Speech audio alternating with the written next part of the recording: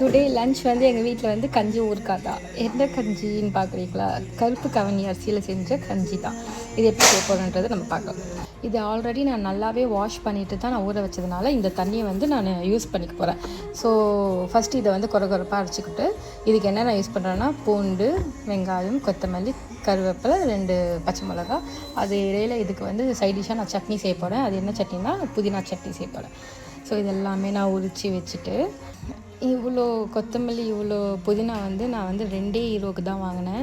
இது காதின் ஒரு பக்கத்தில் சைடில் ஒரு அண்ணன் விற்றுட்டு இருந்தார். பாரிஸில் இருந்தீங்கன்னா அவர்கிட்ட ரொம்ப சீப்பாக கிடைக்குது, போய் வாங்கிக்கோங்க. ஓகே, இந்த எல்லா பொருளையும் வந்து நான் குக்கரில் போட்டு நல்லா வேக வச்சு இதுக்கு எவ்வளோ தண்ணி மெஷர்மெண்ட்டுன்னு சொல்லிட்டு உங்களுக்கு நான் கடைசியாக சொல்கிறேன். ஸோ இப்போது புதினா சட்னி செய்கிறதுக்கு என்னென்னலாம் நான் போட போகிறேன்றதை அப்படியே வீடியோலேயே நீங்கள் பார்த்துருப்பீங்க. அது எல்லாமே சிம்பிளாக தான். இந்த அரிசி சாப்பிட்றதுனால ரொம்பவே நிறைய நன்மை இருக்குதுன்னு சொல்லிட்டு சொல்கிறாங்க. இது நிறைய பேர் டயட்டுக்காக யூஸ் பண்ணுறாங்க. நான் அதுக்காக யூஸ் பண்ணேன்.